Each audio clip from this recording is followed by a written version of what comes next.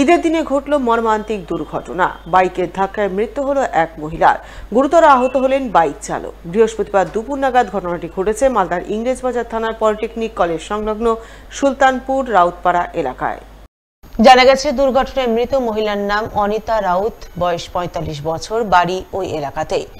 এদিন তিনি রান্নাবান্নার পর বাড়ির কাছে মালদা মানিকচকগামী রাজ্য সড়কের পাশে দাঁড়িয়েছিলেন। ওই সময় বাগবাড়ির দিক থেকে এক যুবক প্রচন্ড গতিতে বাইক চালিয়ে অমৃতির দিকে যাচ্ছিল, কিন্তু মালদা পলিটেকনিক কলেজের কাছে ওই যুবক বাইকের নিয়ন্ত্রণ হারিয়ে মহিলাকে সজোরে ধাক্কা মারে। ফলে ঘটনাস্থলে মর্মান্তিক মৃত্যু হয় ওই মহিলার এবং এই ঘটনায় বাইক চালকও গুরুতর আহত হন বলে জানা গেছে। ঘটনা হলো যে বাড়িতে রান্না করতে করতে রাস্তা দিকে যাচ্ছিল, ঠিক আছে, তাই শুনতে পাই যে বউ অ্যাক্সিডেন্ট হয়ে গেছে মোটর সাইকেলে। যিনি মোটর সাইকেল চালাচ্ছিলেন উনিও অ্যাক্সিডেন্ট হয়েছেন? ওইও চোটে একটু ইনজুরি হয়েছে, হসপিটালে ভর্তি আছে। দেখিনি, অবশ্য শুনলাম। আপনার স্ত্রী মারা গেছে? আমার স্ত্রী মারা গেছে। কোথায় হয়েছে ঘটনাটা? এটা পলিটেকনিক কলেজের পাশেই সুলতানপুর আছে, মন্দিরটা আছে, মন্দিরের সামনে। আসন্ন লোকসভা নির্বাচনকে কেন্দ্র করে বৃহস্পতিবার মালদা শহরে রুট মার্চ করল কেন্দ্রীয় বাহিনী। উল্লেখ্য, আগামী ৭ই মে মালদার দুটি লোকসভা আসনের নির্বাচন। তাই এই নির্বাচন প্রক্রিয়া শান্তি শৃঙ্খলা বজায় রেখে সুষ্ঠুভাবে পালন করতে তৎপর হয়ে উঠেছে নির্বাচন কমিশন। তৎপরতার অঙ্গ হিসাবে ভোটের অনেক আগে থেকে মালদায় এসে পৌঁছেছে কেন্দ্রীয় বাহিনী।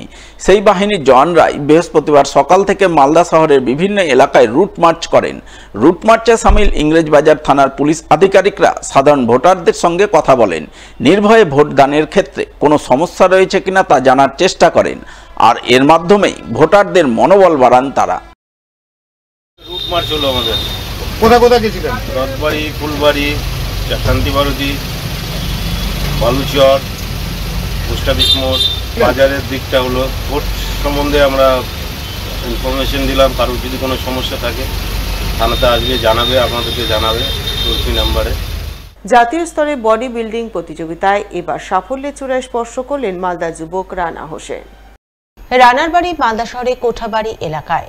বাবা এক সামান্য সবজি বিক্রেতা, তাই সংসারের হাল ধরতে রানা মোবাইল রিপেয়ারিং এর কাজ করে। সে সঙ্গে নিজেকে বডি বিল্ডার হিসেবে তুলে ধরতে কয়েক বছর ধরে সে অক্লান্ত পরিশ্রম করে চলেছে, যার ফলস্বরূপ সম্প্রতি ঝাড়খণ্ড রাজ্যের দেওঘরে আয়োজিত জাতীয় স্তরের বডি বিল্ডিং প্রতিযোগিতায় পৃথক দুটি বিভাগে সে সাফল্যের মুখ দেখেছে। বডি বিল্ডিং এর ৭০ কেজি ভারোত্তোলন বিভাগে সিলভার মেডেল পেয়েছে। তবে নজর কেড়েছে ফিজিক্স বিভাগে। ওই বিভাগে সে ওভারঅল চ্যাম্পিয়ন হয়ে মালদার মুখ উজ্জ্বল করেছে।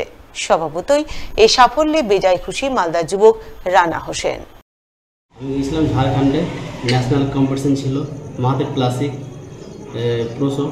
তো সেখানে আমি মেন ফিজিক্স আর বডি বিল্ডিং দুটোতেই পার্টিসিপেট করি। তো মেন ফিজিক্স আমি ওভারঅল চ্যাম্পিয়ন হই, মানে গোল্ড হয়েছিল। গোল্ড হওয়ার পরে যতজন ওই গোল্ড পেয়েছে তাদের মধ্যে কম্পিটিশনটা হয়, সেখানে আমি সবাই বিট করে ওই ওভারঅল চ্যাম্পিয়ন হই। আর বডি বিল্ডিং ৭০ কেজি বিভাগে সিলভার মেডেল নিয়ে আসছি আমি। মোটামুটি 200-250-300 জন করেছিল। খুব ভালো লাগছে, খুব আনন্দ হচ্ছে।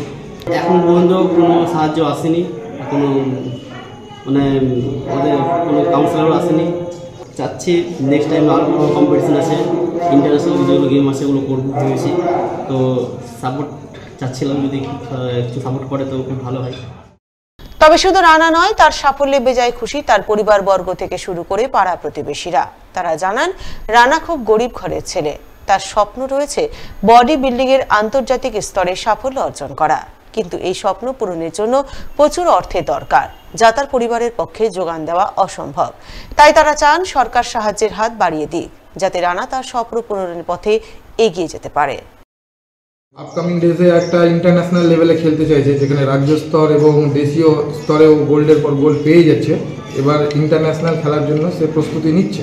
আমরা এবং প্রত্যেকে আমাদের যারা শুভাকাঙ্ক্ষী আছে সবাই চাইছে যে সরকারি যাতে কোনো সাহায্য পায়, কারণ বডি বিল্ডিংয়ের জন্য সত্যি খুব মানে কস্টলি আর কি মানে খরচের খুব মানে প্রয়োজন হয়ে যায়, কারণ নানান রকম জিনিস মেনটেনেন্স করতে হয় এবং সেই জন্য নিজের পায়ে দাঁড়িয়ে একার পক্ষে খুব একটা সম্ভব না, কারণ সরকারি সাহায্য অবশ্যই দরকারি। বা আশায় আছি যে সরকারি যদি মদত পাওয়া যায় তাহলে একটা ছোট্ট জায়গা থেকে একটা বড় দেশের নাম করতে পারবে রানা হোসেন।